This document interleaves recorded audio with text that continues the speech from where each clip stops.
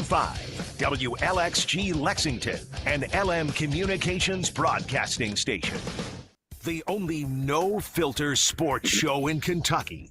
It's the Alan Cutler Show with award-winning TV sportscaster Alan Cutler. Listen to the Alan Cutler Show weekdays noon to 2 on ESPN 92.5 and 1300 AM and on the ESPN Lexington app. I won't hang up until you tell me you love me. All right, I love you. Ladies and gentlemen, you've heard it from Alan Cutler. He said he loves Sean Woods. I feel the same. I've always thought you're absolutely the best and always enjoyed being around you. And listen to Alan Cutler, folks. It's a pleasure for me, an honor to be on here with such a legend. Everything you said was absolutely 100% correct. Man, is this the great Alan Cutler? Is this the infamous Alan Cutler? Of all the broadcast television people that I've encountered, you are among the absolute elite. Cut to the chase has a 5-length lead past the 16th pole. Cut to the chase. Victor Espinoza to win it. Continue doing what you're doing. You're really good at it. I talk on many radio shows, and you are the best. Be nice, America. Let's have a great day. I love the game, and I love winning. Hello, Mark.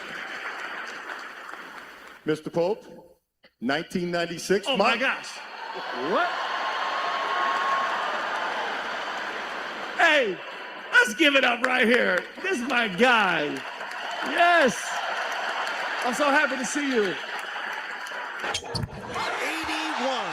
He has tied the late Kobe Bryant. 82 points. Mama, we feel your joy. The second highest scoring game in NBA history, second only to Wilt Chamberlain's 100-point game in Hershey, Pennsylvania against the New York Knicks when he was playing for Philadelphia. 83. 83 points for Bam Adebayo. Back to No Filter Radio with Alan Cutler. Podcasts on Apple, Spotify, and Google, Monday through Friday. Good afternoon, I'm Alan Cutler. Honored and pleased to be with you after the game, like we'll be 3 o'clock tomorrow after Kentucky gets revenge on Missouri, who beat them 73-68. They will get revenge, and we'll be on 3 o'clock tomorrow. Five. You think I'm supposed to say Brandon Garrison first? That'll be second. Five turnovers. That's all. That's damn good. It's going to be overlooked. And then Brandon Garrison, when he took his first three, I ripped him on Twitter. I'm just telling you the truth. I'm not going to delete the tweet because I don't like him shooting threes. Well, today I was wrong. Shooting 14% for the year. He's raised his percentage to 23%, going 2 for 3, and he busted the game open and his energy. And 2 games ago, when they threw him the ball inside, and I've been tough on Garrison for longer than anybody else. Early last year, I got him because I saw the potential. He just wasn't doing it. So last year, I was on him early, and then a couple games ago, he scored inside twice, and I said, why don't you throw him the ball? And then today, he missed that 3 and had 2 shots inside. They can't defend him. And I said on Twitter, throw him the ball inside. Throw him the ball inside. His energy was great. 26 minutes, 17 points, always special. He had 23, so Kentucky moves on. Coming up today, we hope to have sound from the Cats after the game. In just a minute, Kenny Rice is in early, which is always a beautiful thing. Nick Roush at 4:45. Chris Chenault about 4:10. Excuse me, Nick Roush at 3:45. And let's try this again. Kenny now. Hello, Kenny, save me. Nick Roush at 3:45. And Nick's on at 3:45 today, Alan, I believe. Thank you. You sound really hollow. Can you get a little closer to your microphone, or is it my big mouth? I don't know. How's this? Is this any better? John, give me a thumbs up, thumbs down. You okay? You're not up and you're not down, so it's menza. Okay, so Kenny, look at this. And look, let's not go crazy and say they're going to beat Missouri and beat the crap out of Florida and keep on going. Every game is a chapter in a big book. We all know that. But there were some really nice signs today. And this McMahon kid is terrific. And once again, one of the big weaknesses of Kentucky, they can't stay in front of people. Plus, that kid is really good. So this is not a perfect team. But you know what? They finally get win number 20. How impressed were you? Somewhat. They did what they were supposed to do. They beat the worst team in the SEC, a team that had won 3 games. And yeah, but they did what they're supposed to do. When you're supposed to win and you do, it's impressive. And I can say that. Garrison is terrific today coming in. I don't know if there's too many big men in the country that run the floor better than he does. We saw that a couple of times today, how he gets up. You mentioned the turnovers. Very impressed with the way they handled the ball today. Always going to be Oway. And I'm still trying to figure out the 5 guys better than him in the league that he wouldn't have been a coach's first team All-SEC player. But that's maybe a little biased, but I think he's one of the 5 best in the league. And Kentucky, again, they were good, Alan, when they needed to be, and they did everything they needed to do today. And it was almost, it felt at times like a must-win situation, didn't it? With 10, 12 minutes to go, and it's still a little dicey at that time. I think it was a must-win. The only negative thing I think can be said, and maybe some people will say it, they didn't cover.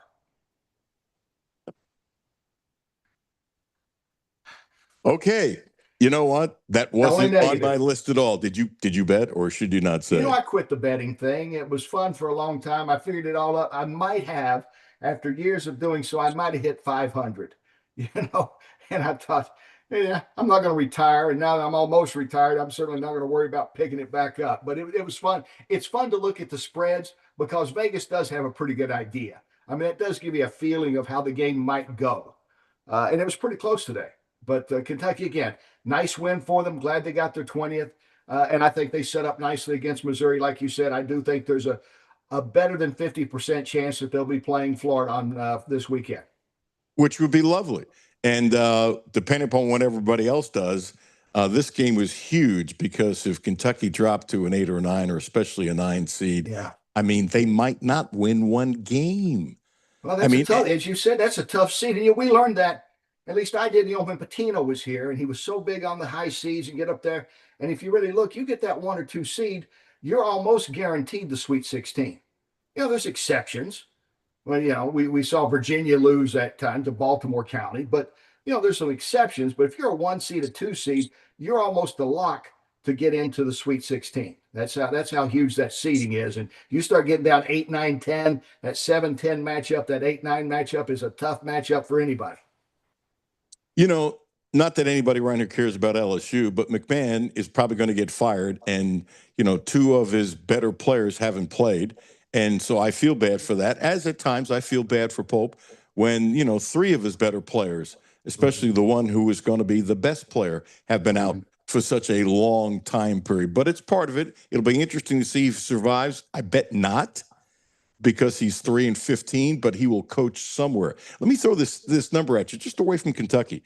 My buddy Dick Hoops Weiss, who's on top of, it's amazing how he's on top of guys that might get hired and fired and rumors. So the other day, our friend Herb Sendek was coach of the year, and we've been texting up and back. And the athletics director, even though he got an extension to his contract in 2025, says, I want to extend it even more, even though he's good to 29-30. And Hoops tells me, he might be up for the job in Providence. He was an assistant there 1,000 years ago, and they could probably triple his salary. So here's my little thing to you. I know I'm getting off Kentucky, God forbid, but I know I'm getting off Kentucky. There's going to be, according to Hoops, 30 to 40 jobs, head coaching jobs out there. And I said to him, who the hell's going to fill them? He said, a lot of assistants. He said, there aren't a lot of good coaches to fill all the guys that get fired.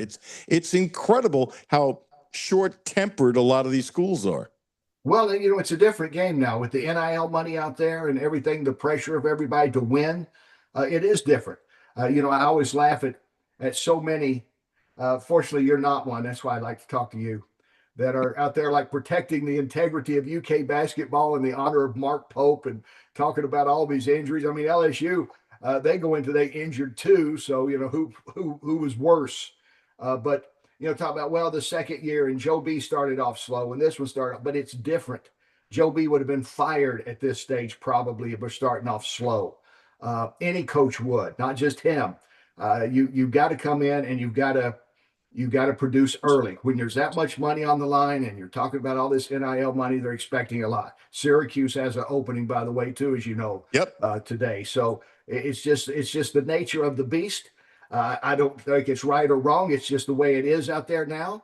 Players can come and go. You can build a whole new team in 1 year. If you make the right portal selections, you can build a team that is going to take you into the top 10. It really is impressive, though, what Duke has done. And I think Duke is always going to be the gauge for Kentucky fans in many levels. And you take, when they get the Boozer kid comes in, they go out and recruit still. And, I know there's some NIL money out there, obviously, for that. But when they can go out and bring in the good players, and you see some of the other programs like Florida that continue to way they can fill their rosters and change. They lose Aberdeen, they pick up another player. It's pretty impressive the way they're doing it. And that's why there's so much pressure. And that's why, just like NFL quarterbacks, what Daniel Jones signs today with Baltimore, I think for like $40 million a year or something crazy. He's a nice, solid quarterback. But years ago, you wouldn't talk about this. But you start thinking, how many quarterbacks can get you to the Super Bowl? Maybe a handful. How many coaches can get you to the Final Four consistently? Maybe a handful. And as we saw in the search for Kentucky's coach, when they finally got on to brought in Pope, it wasn't like everybody wanted to come to Kentucky. They were getting turned down left and right, and it was getting a little embarrassing for them. And don't forget there's Trent Dilfer, so there's always exceptions. My favorite Super Bowl winning quarterback, by the way, yes. Handoff left, handoff right, and turned out to be I thought he'd be a good head coach, but he was horrible. Yeah. It's just kind of the way it goes. It's interesting. I think there's a little more excitement, and I feel a little more excitement because this team has been so bad, because it took the first game in the SEC tournament to get to win number 20. So if this were a year, let's say Kentucky was, ranked number 3 in the country, and they only had 3 or 4 losses. So if that were true, I think my voice would be a little different. I think I'm a little more excited because the truth was I thought Kentucky would win, but I'm to the point I can't tell. I mean, you just don't know. You just don't. So I think I have a little more excitement because when the game started, was it in doubt? Yeah, and they even went down 54-53 or something like that. So this is a good start, but I think they must win tomorrow and it depends on everybody else's, to possibly get a number 6 seed. I think that's huge, really huge on how it goes. By the way, this is a little thing, and most people won't care. Yelovich, see, I'm of this opinion that when you have a play and it works, just keep on doing it until they stop you. There was a tweet this morning that the Spurs apparently ran the same play 15 times last night because it was a pick and roll and offshoots of the pick and roll, because Sengun, who's a really good center for Houston, is really slow. They used the same play 15 times in a row. I mean, that's crazy. So my thing is, you know what? Yelovich off the dribble, had space. He gets 2 buckets, then he hits a 3, and then he comes out really quickly, which made no sense to me whatsoever. It's not like his tongue was hanging out, but the point is, when you make 2 shots like that, Kenny, he was basically on the side by himself. Why don't you keep on doing that? He was beating guys off the dribble, and see if he can get 4 or 5 times off the dribble. That's stuff that most teams don't do when you find something that works, and they don't do it often. This is not a shot against Kentucky, but it's almost 90% of the teams. You got something that works, shove it down their throat. Well, I think, again, that's where coaching comes in. And that's why there's only a few coaches out there that we can consider now perennial coaches. And Shiler's one and Golden's one. That Shire and Golden are 2 for sure. Duke and Florida, I think, are perennial coaches. Arizona's climbing into that mix as well. But that's where I'm going with this. Don't rely on analytics. Rely a lot on gut. I understand you got to break down the film. You got to look at things. You got to have going in with a game plan, and then there you follow it, and your analytics say this or that. But the old-fashioned follow the guy with the hot hand, something's working, keep doing it. Just like you said, that's the key to me that separates the really good coaches out there, the exceptional coaches, is they don't have to look down and say the playbook says this. It's like the old North Dallas 40 North Dallas movie. Remember that, talking about the Cowboys, where the computer says you got a bad attitude. Computers are nice to a point, but I just got a new one, by the way. I'm coming to you on my new computer. I'm very excited. But It does. there comes It does a lot for your complexion, by the way, on our Well, YouTube you know page. what? I feel better, Alan. I mean, I do. I shaved better and everything today. You shaved just to do this radio show, right? So did I. Yeah, look, actually, I know you cleaned up very nicely for me. I noticed. I appreciate that. And hi, Judy. Before I forget, hi, Judy. But that's always the key to this show. You know that. But again, Absolutely. I mean, just like you said, if the play, I mean, look at Woody Hayes at Ohio State. Ran the same play forever. And look what a powerhouse they were for so many years. You know, eventually it changed, but just keep doing it. And you're right. To me, I don't know all the time about the substitution, why certain things are changed when they are. I'm not getting paid the money to make that decision. But I do think at times it does take the rhythm of the team off. And I think that's been one of the, we'll say, not, I don't want to say criticisms, but an observation. How about that? Of maybe some of Kentucky's little glitches this year is when things seem to be going right, there seems to be this random substitutions. And I think that comes down to analytics. This guy's played 7.8 seconds or 7.8 minutes. He can't play anymore for a while. I just don't get it. Couple things. Doc, dear friend, partner in Cut to the Taste, Dr. John Wong, who's in Nashville right now, and he sent me a little text at the half. I said, just give me your thoughts if you got time. He said, good-spirited crowd. This is at the half today. A bit more subdued than usual. I'd say 90% blue. Bridgestone Arena is probably 75% full, which is, for first game, is pretty good. Yeah. Mitch walking around much more relaxed already. Wonder why. Why. Well, number one, he may not, if he has to hire a new coach, and I'm not saying that, but if there has to be a new coach hired within the next 2 years, he doesn't have to make that call. And still making a fortune. $950,000 for an undefined job, you know, and good on him. See, people hear this, they say, oh, you're criticizing him. No, you know what? I think he should write a book on how to do this, because here's a guy that did no comparison to what he did with the minor sports, the non-revenue sports. You know, the baseball team goes to the World Series for the first time ever. Volleyball's a national powerhouse. The rifle team wins 4 national titles. Track and field, look at the athletes they're bringing in here that's representing other countries, going out and winning medals. Tremendous. Nobody's ever done this. But is football still the same mediocre SEC program? Yeah. And basketball at this stage, I'm not writing Pope off. I said he was over his head, long ago. I don't back off on that just yet, but I don't think that means it's over. But basketball is not as good as when he came in when Tubby was here. So given that I still think the two things that are the biggest things are football and basketball in any major college athletic program, he did a good, solid job. But I'm just amazed that everybody's kind of taken this $950,000 undefined job with such ease. So many of the media, not you, but I mean, so many of the other guys, like, well, look here, his rifle team won 4 times. That's great. How many people go watch the rifle team? How many people go watch the girls' softball team? And there's some, and I appreciate what they're doing, but it always comes down to football and basketball, Alan. I think you'll agree with me on that. That's never going to change. How successful an athletic program is, football and basketball. Throw a couple things at you. There were others. Jenna Lifshin really went after Mitch hard, the Kentucky Colonel and assistant sports editor we had her on the air. Linda Blackford of the Herald Leader wrote a beautiful, when I say beautiful, I'm jealous. I could never write like that.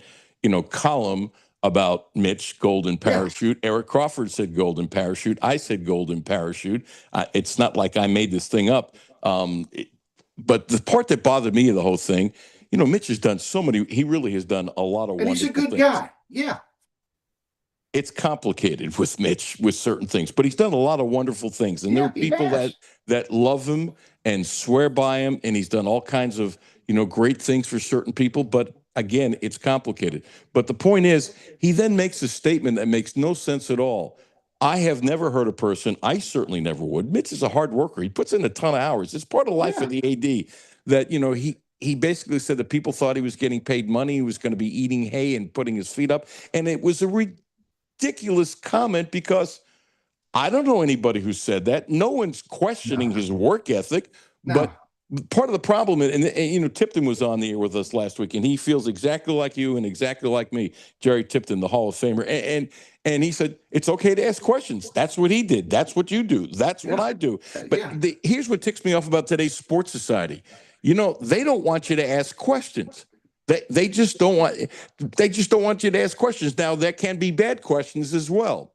Right. There can be bad questions as well, but there's a difference between the two, as you know. And we've become so soft with schools trying to control the media. They're really trying to control the media now more than ever. And and by the way, my compliments to those. Yes, I know that it hasn't been 100% of the media that's saying "way to go, Mitch." And again, I say "way to go, Mitch" only from the standpoint that he pulled off this deal. I don't know how he did it, and I'll throw in two other things. He owes a debt of thanks to John Calipari, who could have stayed and really made it difficult. And thanks to Mark Stoops, who could have said, "I'm sticking to my contract. Give me the $30 million right now," and he didn't, which would have been from a accounting standpoint, would have been bad too. By the way, let me throw this at you. Can you let me? I was just going to say quickly. Again. It amazes me when UK sends me stuff like how much money they want me to do as an alum. Do I want to give to the athletic department? We're in dire straits, help us out, help us out, help us out. And they got this kind of money to pay for basically a consultant job, which appears to me that he's going to be consulting athletes, the few that are staying 4 years. He's not going to be talking to the basketball guys. They're all going to be moving on. He's going to be talking to the golf team. I don't know what student athletes he's going to be counseling, but that's the way it looks like to me. There'll be some student athletes who want to go into administration that aren't athletes. So, and it could be a good recruiting thing. Sorry for stepping on you with that, but look, I don't see it going back to where it was before. But I need to control you, otherwise I won't help you get interviews, or you're not deemed in light, or that certain media people get, I think, favors for reasons that just doesn't make any sense. It's just part of the world and society.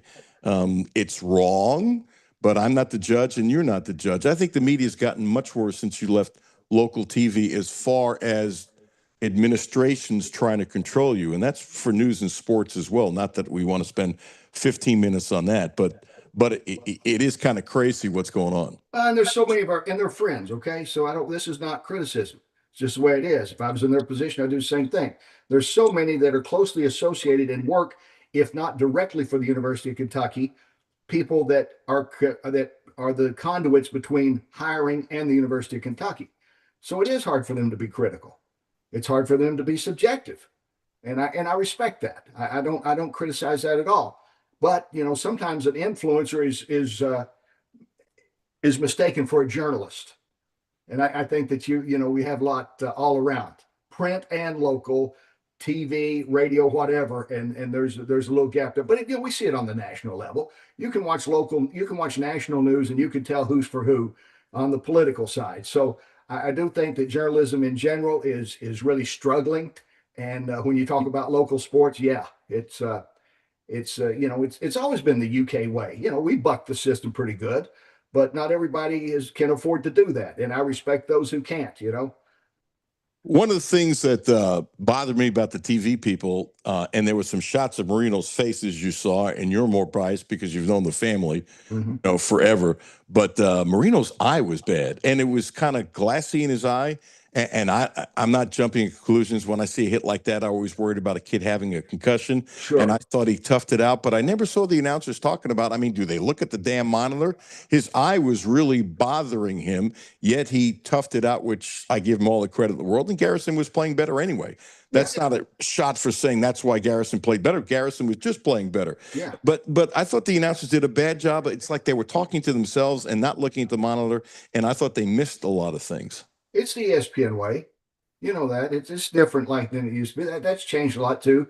They like to do, where do we eat last night and how tough our life is. We had to fly in and we got in late. Not just this game, but that's pretty much it. It's become the announcers are sort of the stars of the game in many ways. And the game is, you're there to hear them, and then they'll tell you a little bit about the game. At least that's my take from it. Again, it's not knocking anybody. That's just the way it turns out to be.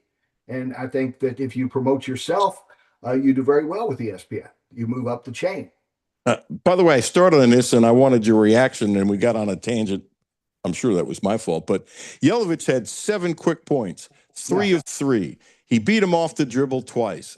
And as I was saying, my thing is just keep on doing it. Then he takes him out after a timeout, and he played very few minutes in the first half and only played 14 minutes. Now, I get Williams played, which was great, and he played a lot longer than I thought he could with the baseball. I was happy to see that. And he played 17 minutes, and I'm good with that. He's a much better athlete. There's no question about it. But when you have a guy that's hot, ride the damn hot hand until he gets cold. And I don't think we emphasize that enough. And I was really ticked. Here, Yelovich is a guy who said some of the guys on the team were childish. Here's Yelovich, who's the guy who said there is no fatigue, and they took him out. And I'm going, he's showing quickness. He could beat the guy off the dribble. Plus, with Garrison, the LSU guy would never jump. So he might have scored more if they would have thrown him the damn ball. And you know what? That's coaching. That's coaching to ISO. And there were a couple things I think UK could have perhaps enhanced the lead even more in the first half that I think Pope missed. No, I don't disagree with that. And again, I think that's been the problem with this team all year. I'll give some injuries. Yes, they've had some injuries. Actually, one of them, Quentin, should have been vetted a lot more. The guy comes in with a bad knee. You know, I don't really have I have sympathy for him. I hope he gets healthy and goes to the NBA and makes a lot of money. But, you know, injuries like that, I don't know. I heard Lowe was not really had some problems in the past too with injuries. So you're vetting these guys, you're paying money, and you're bringing them in. So I don't give a whole lot of sympathy to all these excuses about us not having a full team, although that is an excuse. I just say don't dwell on it. What I would dwell on is what you just said. I think a lot of coaching moves during the season, particularly substitutions in games, has been one of the issues that's a fair, if not criticism, at least a question. I wonder if anybody questions after the game today, hey, why'd you take the hot hand out? Now, obviously, it works out. They win the game. Garrison is spectacular off the bench. Cam gets back in and plays well, and they win the game. So it's only positive. But I think a legitimate question would be, why did the hot hand go out? But I don't think anybody will ask that. I will bet no one will. NBC's Kenny Rice. I never introduced you properly. 1,000 years ago, we competed when our hair colors were different, when he was at 36 and I was at Channel 18. Kenny, can you hang on? Sure. Okay, when we come back, we're going to play out of the commercial break. We will play a soundbite with Bam and Asia Wilson. So they are a couple. Now, I want you to have the last word in this. So I didn't know that they were a couple. And she happened to be at the game last night. And the discipline that they both have in their lives and how they play basketball is unbelievable. And Wilson's a better basketball player than Bam. So I'm thinking if they have children, I would pay to be their agent. And there'll be a 7-footer that will work very hard because mom and dad work really hard. Their work ethic, both of them, is absolutely off the charts. And they would have 7-footers, and I bet they're both smart because Bam's smart and she's smart. And so when we come back, we're going to go right into a soundbite where Asia was on the podium with Bam last night. And it's kind of cute. So we'll do that when we come back with NBC's Kenny Rice. Hey, Kenny, you know this. Driving should feel personal, protected, centered, completely at ease the moment you pull onto the road. That's the Volvo difference. We have the VC60. We love it. And saving a bunch of money because it's a hybrid. 41 miles before you have to use gas. And I'm saving a couple of payments a year because it's a hybrid. The Volvo difference, thoughtful design, quiet confidence, and safety always working in the background so you can simply breathe and drive. Plus, the luxury of Volvo, we know that, is often more within reach than expected. That's why Volvo deserves your first look. At Quattro Volvo, Brentley and Mark, friends of mine, have built a dealership that's calm, respectful, and genuinely helpful. Right now, get 0.99. That's 0.99. 0.99% APR for 36 months on most 2026 models. See dealer for details. Visit QuattroVolvo.com today. Kenny Rice coming up next, and Bam and his girlfriend commenting on Bam's 83 right after the break. Alan Cutler at 3 o'clock today and 3 o'clock tomorrow, and maybe Kentucky can go on a little roll here, which would be a beautiful thing. Alan Cutler, 1300 AM, 92.5 FM. No Filter Radio with Alan Cutler, brought to you by Quantrell Auto Group. QuantrellForLife.com. Hi, this is Alan Cutler. Have a no filter comment? Hit the text line, 859-381-1313. 859-381-1313. Hi, this is Alan Cutler. Ready to feel the surge? Because Cadillac just turned the dial all the way up. At Quantrell Cadillac, innovation meets raw performance. From head-turning electric models to bold, gas-powered luxury machines built to move fast.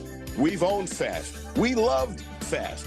Right now, get 2.9% APR for 60 months on many electric models and 3.4% APR for 36 months on many gas-powered models. That's premium power with serious momentum behind it.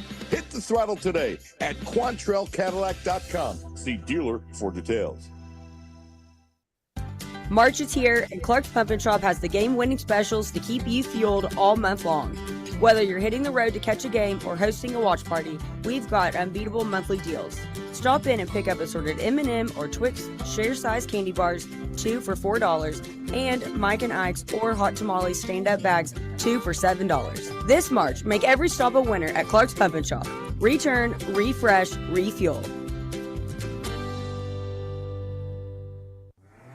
Brad Taylor, ESPN Radio. Want to win a trip to Las Vegas? All you got to do is beat Brad's brackets. Go to ESPNLex.com after the brackets are announced and fill out your bracket. If your bracket beats my bracket, you're in the running for a 3-night getaway to the Circa Resort and Casino in Las Vegas. The prize includes a $500 airline gift card, luxury airport limo service, a day bed at Stadium Swim, and drink vouchers at Legacy Club. Beat Brad's brackets, win Las Vegas. For rules, go to ESPNLex.com. To have 83, the first game she's here is very special. You know, the behind the scenes and the workouts and the conversations, they're very motivating. And obviously, you see what she does, and you get inspired every day by that. So I'm thankful to have her in my life. She's gonna cry, by the way. No, I'm not. Okay. Can you just? Yeah. Somebody said that you were in the tunnel and didn't want to go out when he was rolling in the first half. Dang. And I have eyes everywhere. Oh yeah. Did you get out? I mean, I know you got out there obviously, but did you just not want to throw off the car? I mean, what was it like when you got out there finally? Yeah, I was hiding a little bit, only because I don't know, I just got nervous. Because like Bam said, I mean, I see the countless hours that he puts in. I see the early morning workouts, the questioning, the self-doubt. I see all that. And so for him to be thriving so well in that space during that time, I didn't want to mess up any mojo because we are two of the most routine people ever. Back to No Filter Radio with Alan Cutler. Podcasts on Apple, Spotify, and Google, Monday through Friday. Hey, Kenny Rice, NBC. It seems to me mojo is also a word that a different generation would call superstitious. And Eric Daniels, who's turned out to be a wonderful high school coach, his mother couldn't watch him play. There were times she would just go outside repareed and stuff like that. But yeah, Wilson, she's like one of the great women's basketball players of all time, and she's afraid of ruining the mojo of Bam. You know, I've got friends still that they get so nervous during a UK game they'll walk out. If Kentucky's close or behind, they'll walk out for 5 minutes or so and then come back. They can't sit there and see if it turns around. And I think, what's the purpose of watching the game? Right, you don't know what's going on then. By the way, that is one good-looking couple. I saw their press conference this morning. I was watching it. If I'm an agent, I'm doing an NIL deal while the kid is in the womb. I want to make sure that I get that. I get the boy or girl signed. Because all the genes are there. Wouldn't you not be surprised if somebody does that? But, you know, Bam makes a fortune. Wilson makes money, but nothing because the women are not getting the money yet. I think they deserve. They don't deserve equal. See if you go with this. When there was somebody in politics in the White House, I'm not going Democrat or Republican because I don't give a crap when I do this show, who said that the women should get equal pay. I said, no, that's wrong. What I did say, hang with me, Kenny, then I want you to go, that the women deserve more money because more people were watching them on television, and they were getting more people showing up to the games. And in Minnesota, the average ticket at one point was like a little over $100. I'm great. This is wonderful. Pay the women a lot more money. They've earned a lot of money, but they don't deserve what the men make because the men literally they're doing like $1 billion more, that kind of stuff. It's not an equal thing. But what's been unfair to the women, they've improved tremendously, which I respect, and I think it's only going to continue.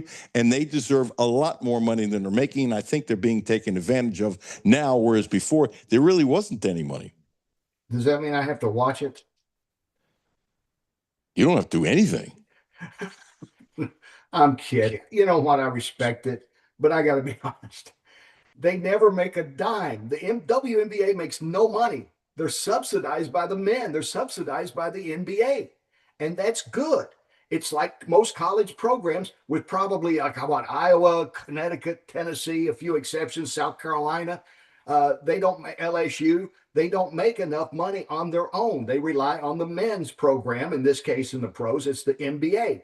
So with that, I think you got to say, okay, we're going to base it on we will base it proportionally on what the ratings are now. The TV ratings are up because they're on all the time. It's hard to miss a WNBA game. I think that's been a big part of it. And I certainly can have appreciation for Asia Wilson and a few people like that I think are really good players. It's fun to watch them. But overall, it's not a comparison to the men's game as far as the action and up and down the court. But I think they deserve pay. But they've got to get a little realistic. They can't certainly ask for all the men's pay, and I don't even think they should ask for half. If they get a 10% raise, 15% raise, they should be happy with that. And then see what plays out in the next 2 or 3 years. Let's not get so excited by the Caitlin Clark influence that gave them a quick bump in the ratings. Caitlin doesn't even make $1 million. She makes more from endorsements than she does from the team. I think they deserve a lot more, but nothing in comparison. I think the game has just gotten much better and better. Just was curious if you thought about that. I have this hankering with, and the good news is Kenny's going to be honest. He wants Kentucky to win, but he's just going to be honest. And I want Kentucky to win, but I'm going to be honest. This stuff with the flagrant fouls is stupid. In other words, let me throw this at you, Kenny. If you can't trust the referee to make a judgment, for example, I'm not saying this because Mo Diabate plays for Kentucky. When he went and got the flagrant foul, he was going for the ball. There was a flagrant foul against Kentucky over a week ago where the Kentucky player, I'm forgetting who it was, got slammed, and the defender didn't even come close to getting the ball, and obviously was raking across the face, and that should be pretty obvious. The refs, although people complain about them all the time, should have a little more leeway. And then Kentucky got lucky because Chandler walked at the end, and they didn't call it, but they did miss some other walking calls, but they missed it at a big point, and I'm also pointing that out, and please go, Kenny, because there are too many Kentucky fans who think the calls only that are bad calls go against Kentucky, and that's not true. I had a guy give me a lecture at the YMCA, very nice man, and he said, you know what? There were so many bad calls when Kentucky lost to Florida, and I said, let me tell you something. If you were a Florida fan and you watched the game, I guarantee you would have found some calls. Well, I didn't see it. And they said, because you're a Kentucky fan. You can't be unbiased. If you're a Florida fan, I'm sure they were complaining about certain calls, but they won, so they shut up. It goes both ways. Kenny. And bless them, by the way, the Kentucky fans, and I really mean that. I don't think there's a more avid fan base that looks through, the different, not rose color, because that might be a little too close to Arkansas, but they look through blue colored glasses.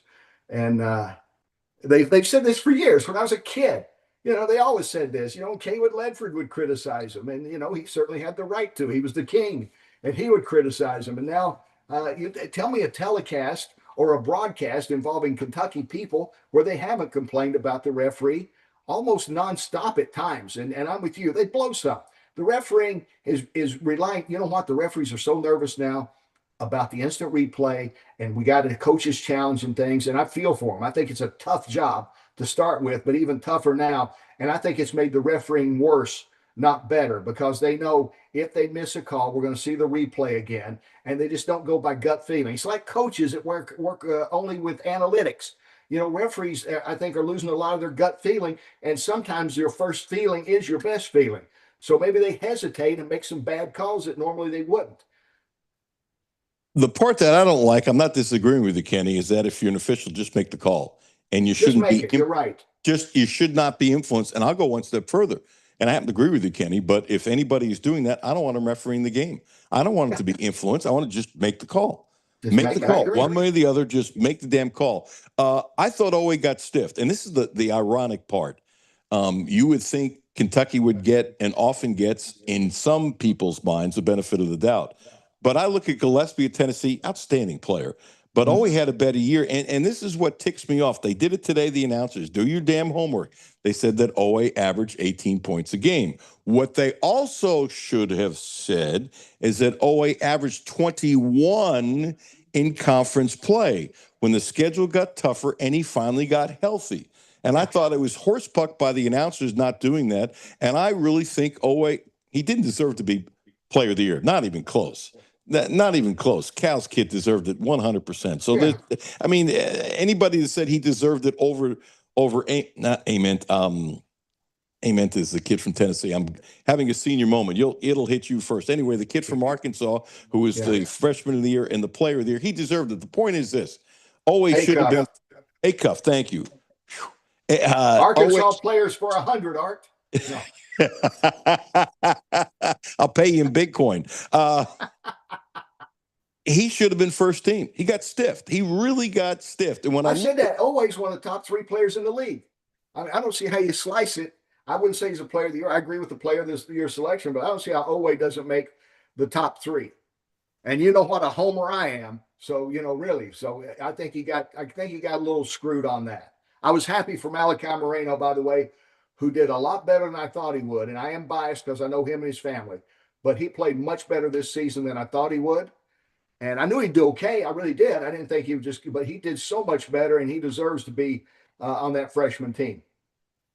Absolutely does. And they still get him to knock the ball out of his hands. And my sense is next year he will be first of all, he's so much stronger now than he was last year. And I don't think that's pushed enough, but I think he'll take an exponential leap over the summer and stuff like that. And I think his hand's going to be much better. And I think you're going to see a totally different player next year who's going to be a lot richer because Kentucky's going to have to pay him a lot more money to keep him. Yeah, they should. I tell you what, they should. I hope his brother Michael, I don't know if Michael has a lot of influence. I don't know who his agent is, by the way, but whoever it is, I hope that, you know what else he's doing? Remember you talked about this before. He's got almost like a little baby hook thing going a couple times. Malachi. Yes. And just it's not the hooks, it's not the sky, but he's got like a little baby hook flip thing going. And I hope he keeps working on that because that was really impressive to see him pull that off a few times down the stretch here. I am so glad you said it. It's one of my pet peeves in basketball that I've said a million times. I will. Yeah. And when Oscar was here, and I said I would fly in Kareem Abdul-Jabbar, who would do it because he likes sharing information. Yeah. And I would say, Kareem, would you be kind enough to spend 2 days with Oscar? Because if Oscar had a hook shot, he'd have been in the NBA for a long time. Yeah. And people would say, well, he's only 6'8". Well, that's nice. And he only is like 6'8". But his shoulders, as you know, are so broad that if he's protecting the ball with his shoulder, he is so wide, he actually can play much bigger. And I don't understand why more people don't use the hook shot. And I hope Marino becomes here's the other thing. Cliff Hagan, next time he comes to town. I wish they'd bring in Cliff Hagan. I'm glad you mentioned Cliff. Yeah. I was reading, I'm sorry, I should attribute it to who I read it on, talking about Kentucky players and the most points scored in a professional game. And of course, Bam topped that last night. And I think Booker's number 2 still at 70, and it goes on down the list. But in the top 10 is Cliff Hagan still for Kentucky players. Talking about standing the test of time, seriously. Talking about standing the test of time, it's really, really interesting. Let me throw this at you. And I've talked about this before, but if they get this Dink kid in the G League, pretty damn good. Not a superstar, but he's 6'7". He averages 16, 17 points a game. Okay, now think about this. Hawthorne has already told Ben Roberts he's coming back, and I hear he's really good in practice, and he's much stronger. He'll be much stronger for next year. And I think Malachi is probably coming back. Reese Potter's parents told me that he's so grateful he came here, that the nutrition folks and the weight folks have him so much stronger. He might surprise people next year as a Yeah, I backup. hope he does. Yeah. Okay, and maybe Jalen Lowe comes back.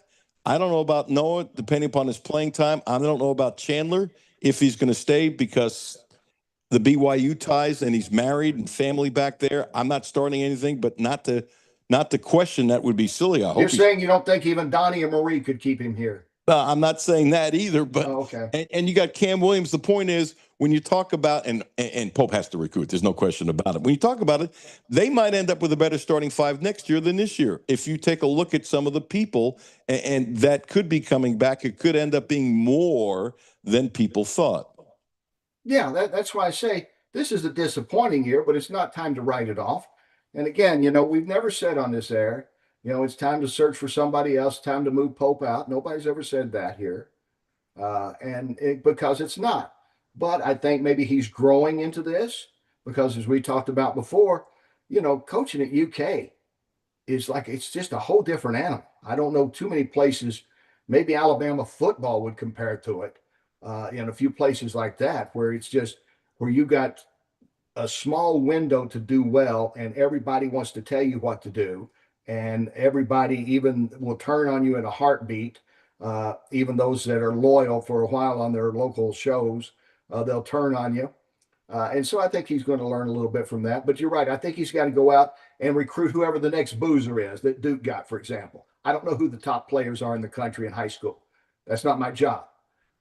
But I enjoy reading about it sometimes from people that is their job to keep up with it. But I think he needs to get a couple like that. He needs to get some guys that are coming out of high school that can play too. I think it fits in well, even if he loses them on one and dones, which I'm not huge on one and dones, but I think every now and then you got to get one or two to mesh with everybody else, to mesh with a Marino who is going to be coming back and players like that. Or go down and pay that McKinnon guy more money than LSU is going to give him and bring him up to Lexington. He's good. By the way, also Garrison. I just think he might end up with a better start to next season than people think. Yeah. And look, this is what I know. I don't follow high school recruiting very much. I do a little reading. I'm not an expert. Yeah. I try to be an expert. There are people that do it. That's what they do. But last year's class, this freshman class in college today is way above average. And wait till you see and folks see all the lotto picks that are freshmen. Next year, based upon what people are saying, that guess what? Next year, the freshman class isn't as good. So most of the freshmen are already spoken for. Kenny, last comment on anything going on. Bless you, brother. Appreciate your time. Looking forward to grabbing a bite on Sunday. And what else about Kentucky that we didn't talk about that you want to go, or if it's Bam or anything else? Or you want to? Well, I'm happy for Bam. I got to be honest. I would have lost the house if you said a Kentucky player is going to break Kobe's record. Bam Adebayo, who's a 5-time All-NBA defensive player, first team, even though he has been an all-star 2 or 3 times and has 2 gold medals, he would have been down on my list, wouldn't you? I might have picked Karl Anthony Towns or Booker if you said somebody's going to score over 80 that used to play at Kentucky, or the obvious Shai Gilgeous-Alexander. Those would be my picks before Bam, but God bless him. Good on him for doing that. And that, and again, Kentucky did what they had to do today. I think they have a shot still at getting to the 16. That seeding is going to be so huge on Sunday, as you know. And if they lose to Missouri, it's going to be, pardon the grammar, even though I'm a UK grad, so you should accept it, it's going to be huger than ever before, okay? Because if they lose to Missouri, they're not farther. They haven't moved farther than they already started. In other words, they beat the worst team in the league they were supposed to today, but they have to beat Missouri to start thinking about a better seed. I'm so confused. Somehow Kenny Rice has thrived and had a great career at NBC Network for over a quarter of a century, in spite of the fact he said huger. Thank you, Kenny. Alan, my friend, see you this weekend. Always a pleasure. Look forward to it. Huger. Kenny Rice's career has been huger than 99% of the people who've done TV in Lexington, maybe 100%. Huger. Huge. It's huger. I've come up with. I'm inventing words now, Alan. Yeah, that That's my scares. new thing. I'm That writing a new scares. dictionary. Yeah, that scares me. Kenny, thank you, brother. Anytime, pal. See you Saturday. Or See Sunday. you See you Sunday. Yeah. All right. Check out Terry Page. Not a very good, a great licensed massage therapist in Butler, Kentucky, Monday and Tuesday, Thursday and Friday in Lexington at 820 Porter Place, Suite 3 off of Sales Road.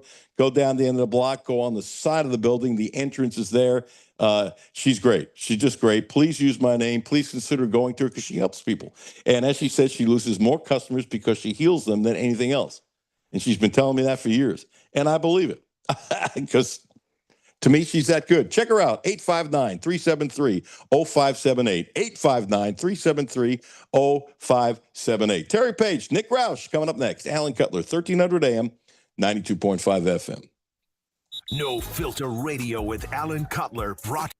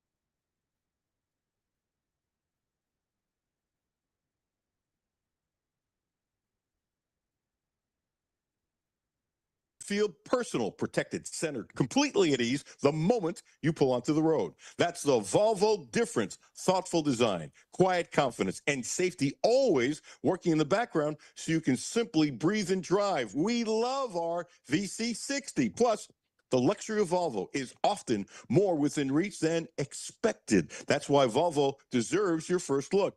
At Quattro Volvo, Brentley and Mark, friends of mine, they have built a dealership that's calm, respectful, and genuinely helpful. Right now, get 0.99%. That's 0.99% APR for 36 months on most 2026 models. See dealer for details. Visit QuattroVolvo.com today. Brad Taylor, ESPN Radio. Want to win a trip to Las Vegas? All you got to do is beat Brad's brackets. Go to ESPNLex.com after the brackets are announced and fill out your bracket. If your bracket beats my bracket, you're in the running for a 3-night getaway to the Circa Resort and Casino in Las Vegas. The prize includes a $500 airline gift card, luxury airport limo service, a day bed at Stadium Swim, and drink vouchers at Legacy Club. Beat Brad's brackets, win Las Vegas. For rules, go to ESPNLex.com. back to No Filter Radio with Alan Cutler. Podcasts on Apple, Spotify, and Google, Monday through Friday. Welcome back. Alan Cutler, 1300 AM, 92.5 FM. Thank you to my dear friend Kenny Rice of NBC. Now we're going to Mr. Football, who has thoughts on basketball, but we're going to go football first. He does a wonderful job covering Kentucky football for KSR. Nick Roush. Nick, how are you, dude? I'm doing great, Alan. Just hanging out with some football players. They're having a UK Pro Day today over at the Nutter Fieldhouse. So watching some guys run around, push, hit, block, do all the other stuff. There's also a lot of loud noises coming from Kroger Field. Some construction underway. They're making the suites bigger. We got to have more premium experiences, Alan. As many premium experiences as possible.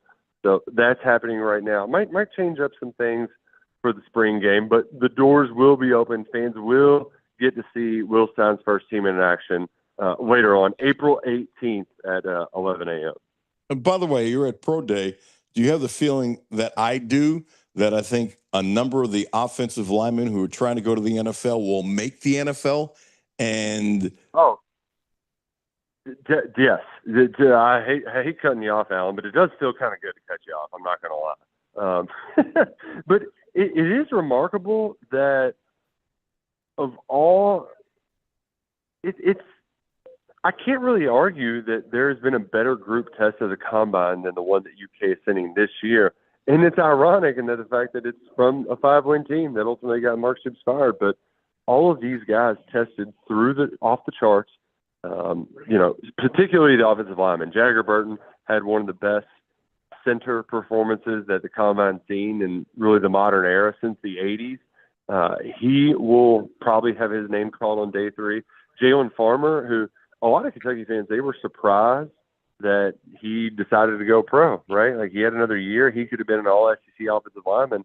He ultimately elected to go pro, and he's here in as high as 2nd round or as low as 5th, but he's going to have his name called as well. So offensive line, it's been a problem, but it's not going to look like when the NFL draft comes rolling around here week before Derby. That's how I time things out, Alan. It's all relative to Derby. That's how my calendar works. Okay, so Stein, the hype is on. I think it's great. He's very aggressive. He's forward. I like the hype videos, but I liked a lot of the hype videos when Stoops had guys here working out in the offseason and stuff like that. We're not going to know till we know. I'm all for the hype. You have to show it on the field. But tentatively speaking, because of the people he's brought in with the staff and the strength staff and the coaches, are you more optimistic about the future than you were of the last 3 years? Oh, certainly. Particularly when it comes to recruiting. And it's one of those things where you got to be a certain kind of fan to really get into the nuts and bolts in recruiting. But the basics is that Mark Stoops, early in his tenure, was a very hands-on recruiter. He did a lot of the grunt work. He didn't in his later years, and it started to show up. Will Stein is a very hands-on recruiter. That's great for the future, particularly at the quarterback position, right? Like, who are we kidding? Football, if you got a great quarterback, then you can be good at worst. And right now, Kentucky's got 5 of the top 10 quarterbacks kind of in their crosshairs. This weekend's going to be a big one with a bunch of those guys coming in to unofficially visit. Jake Narot is 2nd-ranked quarterback in the country. He's going to be here. Andre Adams is from Nashville. He's probably the favorite to be the guy that ends up committing. But they're going to get one of these top 10-ish quarterback recruits, and that just wasn't a reality in the Stoops era. But as far as what I've seen just from the early spring football stuff, like, you're right in that how much can I believe? Like, the hype is good, but it only gets you so far, right? Like, I think a lot of fans enjoy the way that Will Stein communicates because he talks like he's one of us, right? Like, he's a 30-something-year-old, and the way that he talks is like somebody in the stands, like, well, let's go score some freaking points, man. Like, that that helps. But I think more importantly is what he said so far is that he's backing it up. I talked to some people here today. A big, I don't want to say sticking point, but a point of emphasis that he's made early on is, hey, in spring football, we're going to play football because that's the only way we can get better. And we're not going to do 1s and 2s. We're going to mix everybody up. And, yeah, that's exactly what they're doing. I mean, it doesn't matter if you're a walk-on or you're the highest paid. I mean, they had a walk-on, Alan, playing the spot 2 spots down on the offensive line from the highest paid player on the team, Lance Hurd. So, like, they truly are mixing it up to where everybody is getting to know everybody. They're getting those tendencies. And hopefully the old cliche of iron sharpens iron, it's going to be put to the test. And, I think that's the early – it's hard to read a lot from spring, but at least what I've gathered is that Stein is backing up the early talk from his era. The fact that they're in on 5 of 10 of the best quarterbacks is crazy. And I've said this many times, not to you, but I've said it many times on the show. And this is no disrespect to anybody who played quarterback last year, or the year before. But if Tim Couch in his prime was playing quarterback last year, Mark Stoops would still be the coach. I don't doubt that for a second, and I bet you don't either. So I'm with you. I've always said that the quarterback makes the huge difference, especially if you're a program that doesn't have Alabama talent, but that doesn't mean the talent can't get better, because on paper, just on paper, I love the offensive line that he's brought in. Do you agree with that? Nick Roush, KSR, who's outstanding? Oh, sir, yeah. I mean, if you say it out loud, it sounds kind of crazy, But they have Tennessee starting left tackle lining up for them this year. Tennessee had one of the best offensive lines in the country. Tegra Shabola started for 2 years at Ohio State and he started in a national championship game and is playing at Kentucky. And then their center is a goateed guy who started for 3 years in the Big 12. So they've got the guys to protect. And then, it's one of those things, Alan, that the recruiting rankings, the intangibles, the physical tools can be there. You don't always know if they have what's in between the ears to live up to that lofty recruiting ranking. But you know what helps? It helps if you've got a coach who has turned those guys who had the lofty recruiting rankings and made them good players, right? Dante Moore, who was at Oregon last year, could have been the second overall pick in this year's draft, but he decided to return to college. Like, that guy got benched at UCLA and went and sat for a year in Will Stein's offense, and then he turned him in to the player he is today. Bo Nix was damaged goods. Like, there is a proof of concept that he can show these players, hey, listen, these are the guys that I didn't get to recruit them initially. I recruited them out of the portal. I made sure they lived up their recruiting rankings. Come here and I'll make sure you live up to yours. That's a very powerful message to an 18-year-old.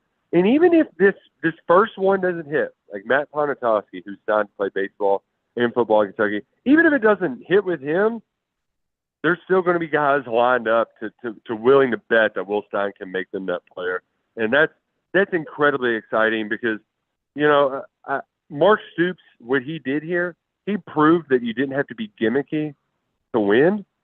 But you know what? It's a lot easier to win if you've got a quarterback, and Kentucky hasn't had one throw for 3,000 yards since, and I almost wanted to call him Maxwell Smith. It wasn't even Maxwell Smith. It was Hartline. It was Hartline, Mike Hartline. Yep. Back in 2010. 2010, I was in high school, Alan. But I'm my old man. I got kids. Like that is far, far too long. That is going to change, and that is going to get Kentucky football fans fired up to watch the Wildcats this fall. Nick, shut up. I don't want to hear that you were in high school when Hartline is the last person to have 3,000 yards. Hey, I'm late for a break. Can you hang on? You have a way every time you're kind enough to give some time. I don't know if you do it on purpose or not, but I've become very suspicious of you, Nick. You have a way to sneak a dig in to me very smoothly. You never. Certainly not. Sarcasm. You're almost as sarcasm as my buddy Kenny Rice. Nick Roush for a couple more minutes on the other side. Then we're going to play some post-game sound with Pope Owe and Denzel Aberdeen. Nick Roush, always fun. Alan Cutler, 1300 AM, 92.5 FM. No Filter Radio with Alan Cutler, brought to you by Quantrell Auto Group. QuantrellForLife.com. Hi, this is Alan Cutler. Have a no filter comment? Hit the text line, 859-381-1313. 859-381-1313. Hi, this is Alan Cutler. Driving should feel personal, protected, centered, completely at ease the moment you pull onto the road. That's the Volvo difference. Thoughtful design, quiet confidence, and safety always working in the background so you can simply breathe and drive. We love our VC60. Plus, the luxury of Volvo is often more within reach than expected. That's why Volvo deserves your first look. At Quantrell Volvo, Brentley and Mark, friends of mine, they have built a dealership that's calm, respectful, and genuinely helpful. Right now, get 0.99%. That's 0.99% APR for 36 months on most 2026 models. See dealer for details. Visit QuantrellVolvo.com today. At Mashney Law, we protect your rights and defend your future. Whether it's a misdemeanor or serious felony, the government's working toward a conviction. Let's start preparing your defense. Give us a call at 859-484-8775 or schedule a free case evaluation at kycriminaldefense.com. March is here, and Clark's Pub & Shop has the game-winning specials to keep you fueled all month long. Whether you're hitting the road to catch a game or hosting a watch party, we've got unbeatable monthly deals. Stop in and pick up Bud Dig Lunch Meat, 5 for $5, and Jolly Rancher Shakalicious or Twizzler Peg Bags, 2 for $6. This March, make every stop a winner at Clark's Pub & Shop. Return, refresh, refuel. Listen to the Alan Cutler Show weekdays noon to 2 on ESPN 92.5 and 1300 AM and on the ESPN Lexington app.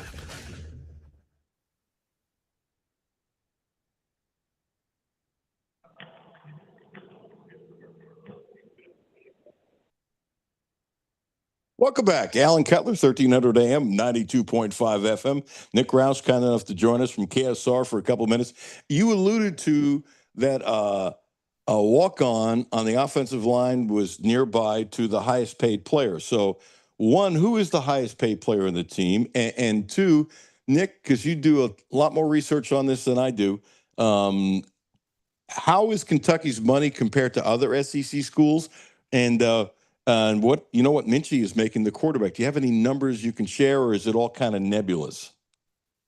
I don't have specific numbers to share. It's really relative because here's the other thing too. They don't really want us to know the numbers. That's kind of how this works. But I do think there is, without a doubt, Lance Hurd is the highest paid player on the team. He is a position of priority at left tackle where people will spend big to get them. He has an all-SEC recognition on his name. He was one of the highest-ranked offensive tackles available in the transfer portal. And, just kind of based on reading on the tea leaves, that's where most of Kentucky's money was spent. And I would anticipate, Minchie was one of the 10 best quarterbacks available. I don't think they broke the bank to get him, but I also think they had to pay up because part of it, they flipped him from Nebraska. You think Nebraska doesn't have any money to pay its quarterbacks? I'm sure that it was much more than just that, but they had to be in the right range. And really, that's what the transfer portal taught us, is that we were told that Kentucky had the money to spend, but was it going to be enough?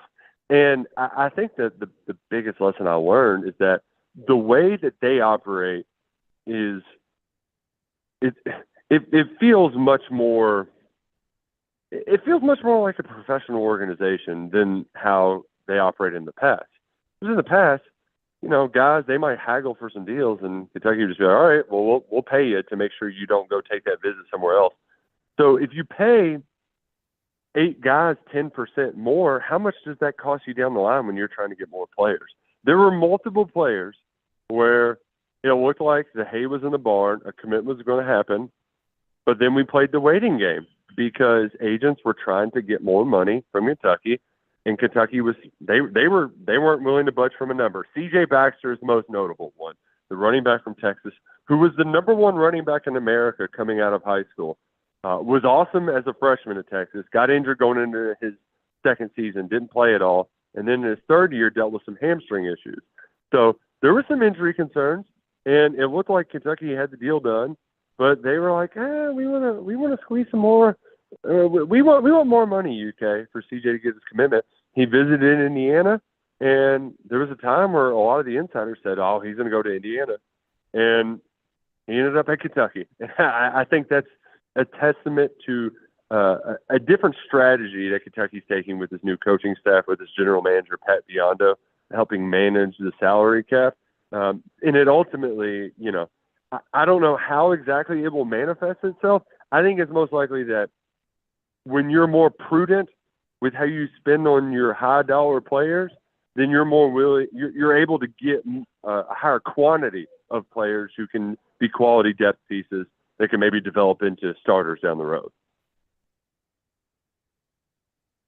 Are you going to be able to tell squat from the spring game, or is it going to be the way I think it is, that we're not going to know till they start, hitting with Youngstown and after that? Because, it's nice, and you want to see that guys are in shape and there aren't big bellies and guys are running and maybe they're quicker and they can run for 6 seconds and complete a play, which I think is one of the most underrated parts of football. And I've never heard another coach of you say it's 6 seconds.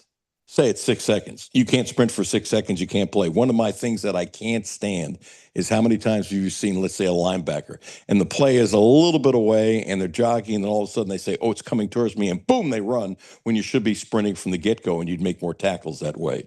If he can get his kids to sprint right away, like a batter in baseball, it's my biggest pet peeve in baseball. I can't stand it.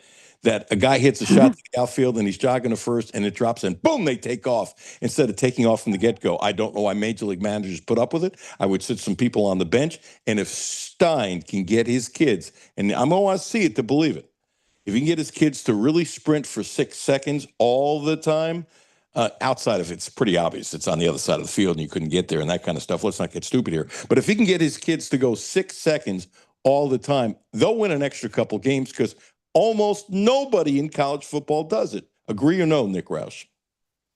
No, that's fair. And, Stein said he wants his team to bring 6 seconds of hell to the gridiron on every single play.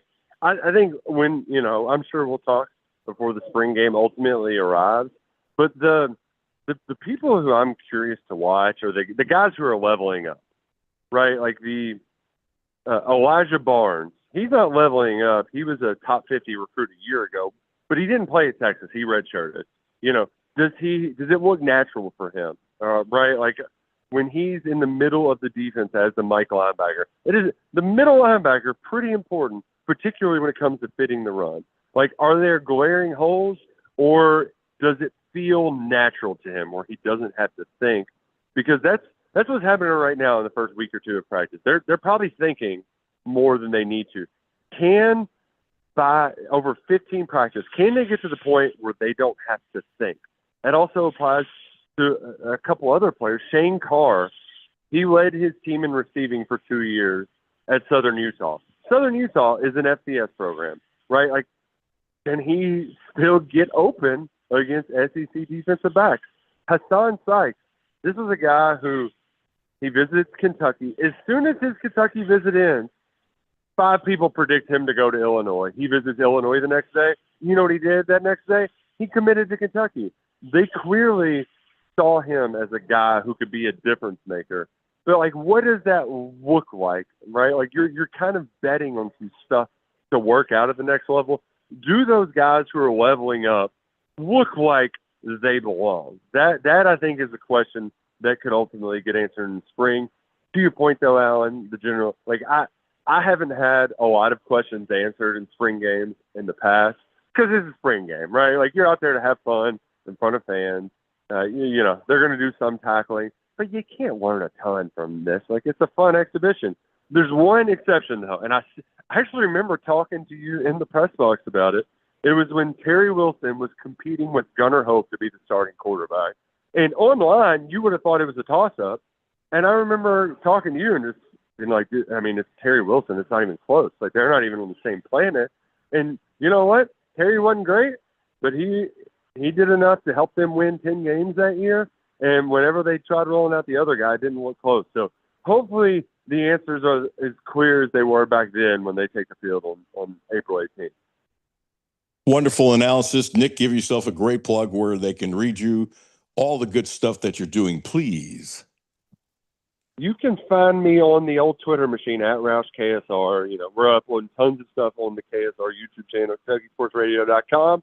It's fun this time of year. I got to hang out at a sports bar and watch the Wildcats play at noon on a Wednesday. So, it was not always fun. You could feel the anxiety at times, but hey, March is all about surviving and advancing. They survived.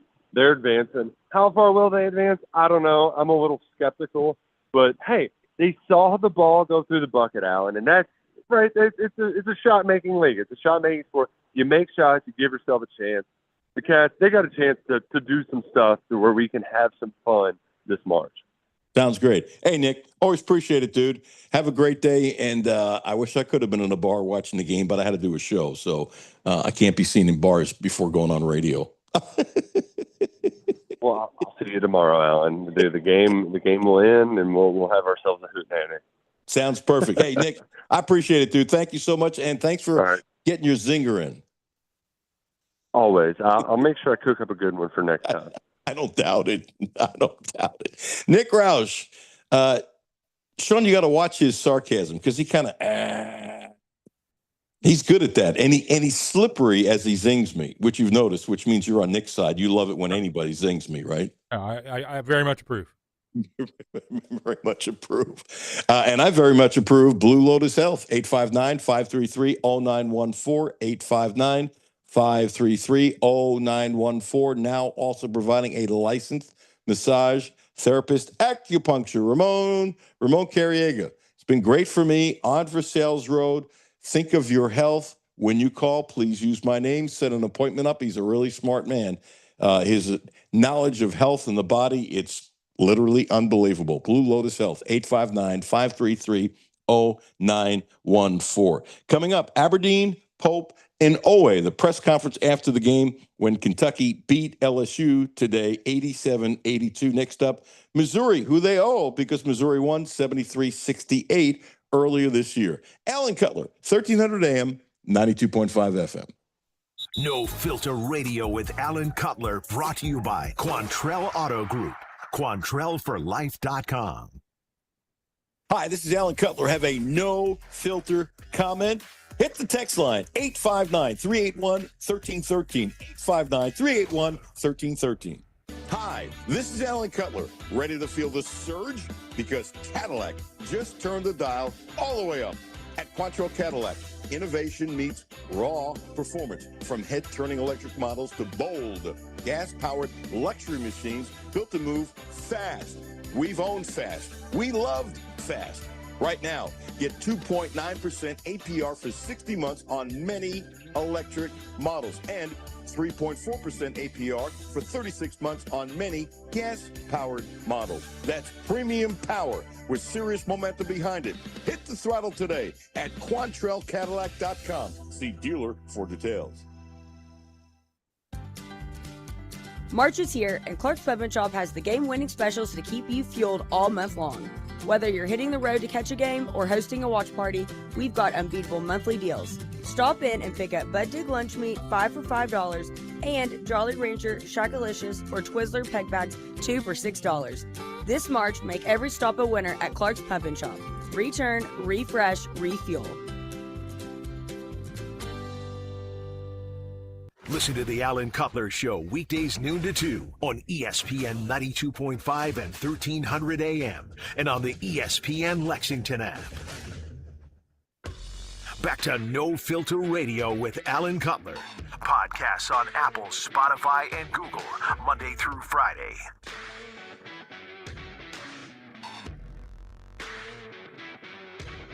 Welcome back. Alan Cutler, 1300 AM, 92.5 FM. Aberdeen, Pope, and Owe. Here is post-game sound from the podium after Kentucky won Game 1 of the SEC tournament, 87-82 over LSU.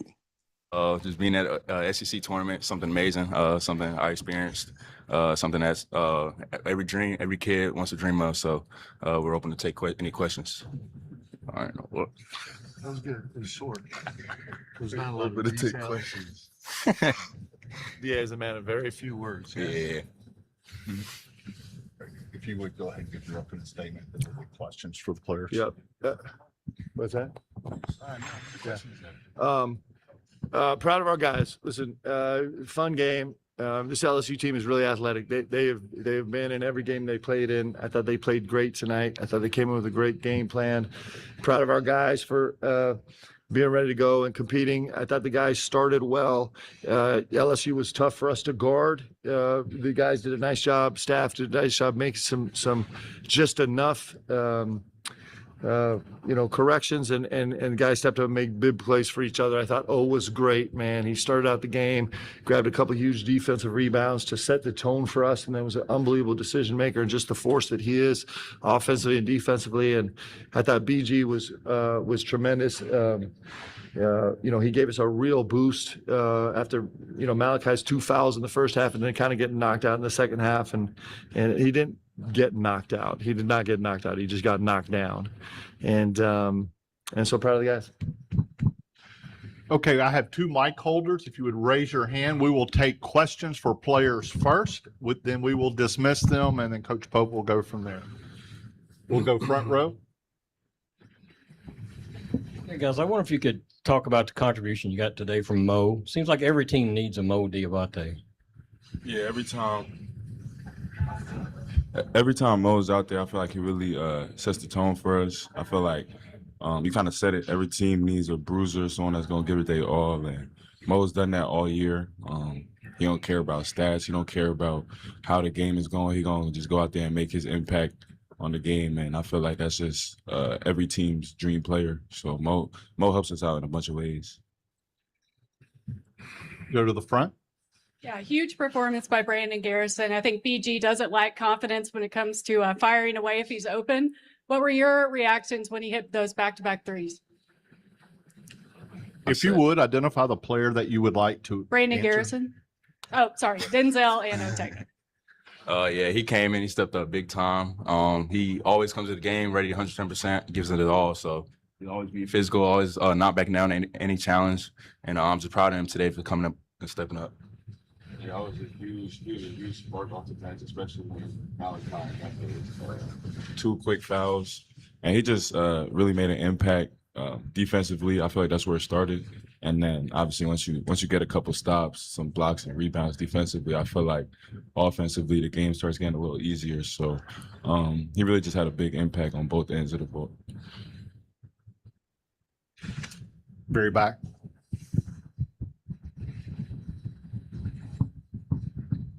When did both of you realize that Cam was available to play, and how do you think he contributed in terms of adding to the rotation? To be honest, I didn't even know he was going to play today, but I'm glad he did. He came in, stepped up big time. He guarded. He hit a big time three. And I'm just proud of him in his journey, just trying to get back to us as quick as possible. He's been in and out the training room a lot, just trying to get back to us. So I'm proud of him for today for coming in. Yeah, I think I knew he was playing yesterday, but obviously he comes in and trains every single day, trying to get back. And I feel like that really shows the type of player and person he is. I mean, anyone could just say, oh, they're going to call it out for the season, but I feel like he really worked really hard to get back and get into game shape. And he was really big for us today. I feel like defensively, and he made that big time three. So yeah. Front row or second row.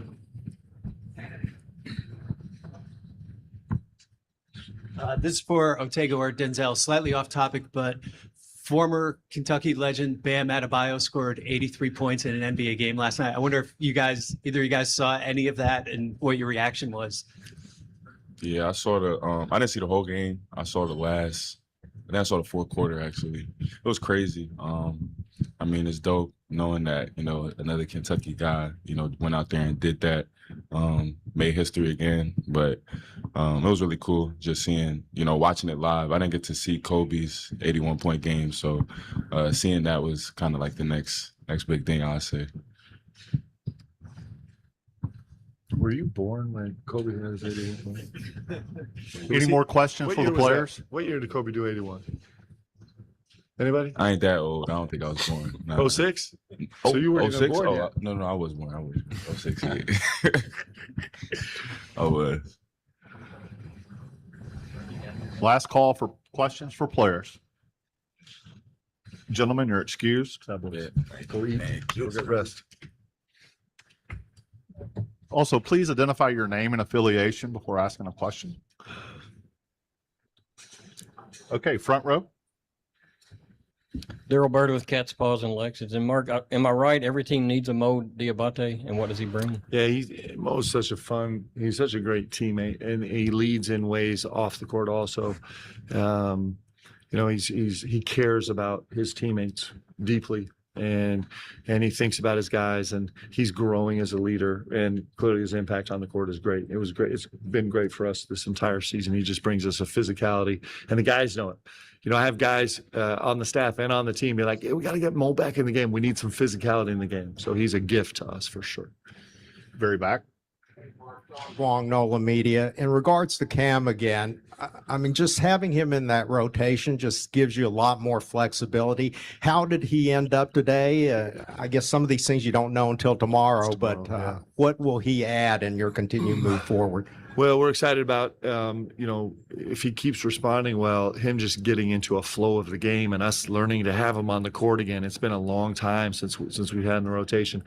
Going into the game, we talked about it a lot, and it just felt like he was at a place where we could throw him out there. He really hasn't made it through a live practice yet, a whole practice. but he has a unique ability to have a positive impact on the game, especially defensively with his length, and he's pretty assignment sound. He gave up middle one time today, but he was pretty good. And then, banged a 3 for us, which is super helpful. But also just getting some extra minutes from another space is really important for us, especially when we're going back to back to back to back to back. So, it's great to have him back. I'm very hopeful that he'll, his foot will respond well tomorrow. We'll just see. Second row. Peyton Titus, Louisville Courier-Journal. Brandon Garrison had those back-to-back threes today. I think he made 2 the whole season before that, I guess. But was that something you were expecting, or did this breakout shooting performance kind of surprise you? No, he's been telling me all season. He's like, Coach, I'm not going to make any shots till the postseason. I'm just going to save them. So apparently he knows more than I do. It's interesting because BG, and if you know him personally, sometimes he can put on this little, maybe almost shy persona, but he has zero part of him that's shy on the court, and he was great. He was great tonight, man. He really had a terrific game. He was actually my favorite play of the game. I mean, he's 7 for 9 from the field, and my favorite play of the game was the dunk that he missed. He was so physical and determined to get to the rim, and then he went back and got his own miss off the dunk and got the fouls. And when BG's operating like that, when he's that physical and intentional, he's really special. So take the threes, lose the threes. He was a huge factor for us in this game. Front row to your right. Yeah, I was going to ask about Brandon's 3-point. Does he have the green light, or is it a oh no, oh boy situation? No, he's always had the green light. In fact, when he took the first one, you could hear all of BBN being like, shoot it, shoot it. So it's like, we all know. It's awesome.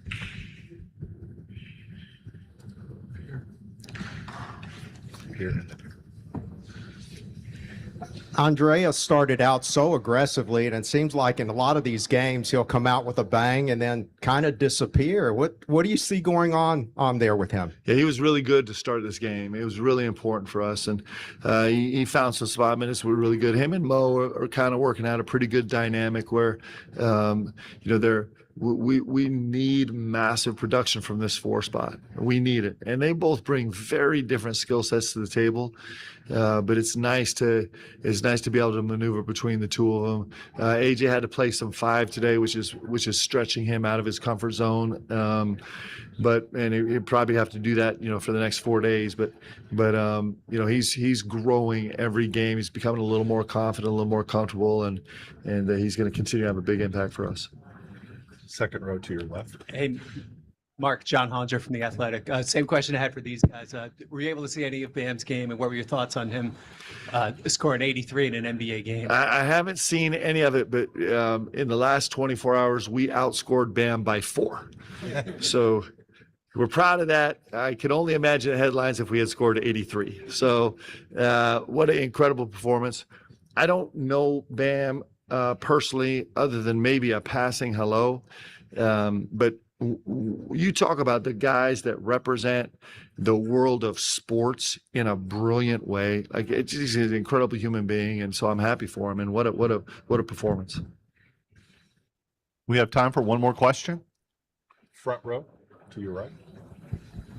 Tyler Thompson, KSR. Just early thoughts on Missouri. I know you guys probably didn't scout them this week, focusing on this game, but any thoughts since the first matchup? They're really good. They've been playing great basketball. They have tremendous size on their front line. They're so physical and so big and so skilled, actually, and can hurt you in a lot of different ways. And they made shots against us when we played them at home, and made some plays late that really hurt us. They're a good team, really well coached. Coach did a great job, and so it'll be a great challenge. Just like every game in this tournament is going to be a challenge. Thanks, guys. Okay, thank you. LSU will be up shortly. That was Pope, Aberdeen, and Owe. Kentucky wins 87-82 over LSU. Big thanks to Kenny Rice and Nick Roush. So tomorrow at 12:30, Kentucky takes on Missouri, who beat them 73-68. Brad Taylor will be on at 2. I'll be on at 3. And Wildcat Drive, which is coming up next, will be on at 4:30. Sean, thank you very much. Thank you for tuning in. Tell everybody that we're doing it at 3 o'clock, obviously not at noon. Have yourself a great day. Alan Cutler, 1300 AM, 92.5 FM. This traffic report is brought to you by Community Trust Bank, member FDIC. Online at ctbi.com. Okay, when you're ready. Serious collision on can do promos. Versailles Road Okay. at I thought maybe you Meadowmore couldn't. Boulevard. I hear All the show in my lanes ear. at Is that Versailles. what's going on in the air? Okay. Hi, this is Alan Cutler at 1300 AM and 92.5 FM. No Filter has changed because Kentucky plays Missouri at 12:30. We'll be on at 3 p.m. after Kentucky wins. See ya at noon. All right, that'll work. Thanks, John. Appreciate you, dude. See ya. And real-world skills you can use